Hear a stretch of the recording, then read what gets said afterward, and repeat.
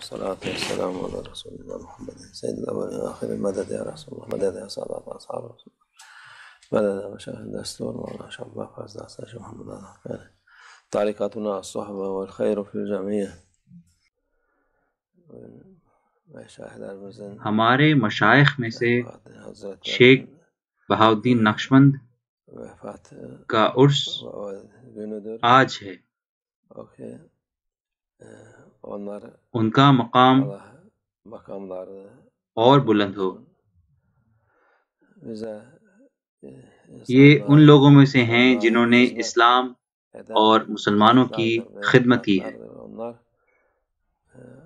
یہ بڑے مرتبے والے لوگ ہیں اور ان سے لاکھوں لوگوں کو ہدایت ملی ہے اور یہ راستہ قیامت تک چلے گا. یہ راستہ ایک خوبصورت راستہ ہے جو رسول اللہ صلی اللہ علیہ وسلم تک جاتا ہے. یہ سب فتنوں سے صاف ہے. یہ راستہ ان میں سے طریقت خوبصورت راستے ہیں اور ان میں سے نقشبندی طریقہ یہ آیا ہے رسول اللہ صلی اللہ علیہ وسلم سے اور اس کے نام بدلتے رہے ہیں جب تک کہ یہ حضرت شاہ نقشبند تک، اور اس کے بعد پھر اس کا نام نقشبندی ہو گیا اور یہی رہے گا قیامت تک. لوگ اس راستے پر رہے ہیں اور آگے بھی رہیں گے.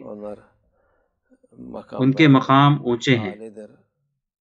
آج ان کا پردہ فرمانے کا دن ہے اور یہ عرس کہا جاتا ہے، یعنی کہ شادی، کیونکہ اس دن یہ لوگ اللہ کے پاس واپس چلے گئے تھے اور یہ ان کے لیے دکھ کا وقت نہیں ہے بلکہ خوشی کا وقت ہے، سکون کا وقت ہے. دوسروں کے لیے بالکل مایوسی کا دن ہے، لیکن ان کا وظیفہ لوگوں کو ہدایت دینا تھا، طریقت کے لوگوں کو، اور ان کو رسول اللہ صلی اللہ علیہ وسلم تک پہنچانا تھا. یہ ان کا مقصد تھا. ان کا مقصد اللہ کی رضا تھا.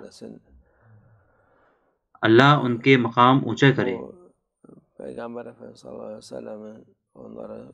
ہمارے رسول اللہ صلی اللہ علیہ وسلم نے یہ وعدہ دیا تھا غار حرا میں جب وہ ہجرت کر رہے تھے حضرت ابوبکر صدیق کے ساتھ، اور وہ ہجرت لوگوں کے لیے تھی، مسلمانوں کے لیے تھی. ایک ضروری چیز جس سے کہ وہ غار حرا نہیں تھی، غار ثور تھی. جیسے کہ وہاں پر سارے نقشبندی شیخ کی روحیں اکٹھا ہوئیں اور وہاں پر انہوں نے بیعت لی. ان سے یہ بھٹکے ہوئے فرقے صاف ہو گئے. نہیں تو بہت سارے شیطان تھے جو کہ اسلام کو ختم کرنا چاہتے تھے. جن کا اس طریقت میں ہونے کا نصیب تھا ان میں سے مجدد تھے، خاص کر مجدد الفسانی، حضرت احمد فاروق سرہندی. وہ اس گولڈن چین یعنی کہ سلسلے میں ہیں. یہ ایک سلسلہ ہے جو کہ جاری ہے اور رہے گا قیامت تک، اور جب تک مہدی علیہ السلام کا ظہور ہوگا. یہ لوگوں کے لیے ہدایت کا وسیلہ بنے. جن کا بھی نصیب ہے ہدایت کا ان کو ہدایت ملے اور وہ اس طریقے میں آئیں انشاءاللہ. یہ مبارک ہو ہم سب کے لیے انشاءاللہ.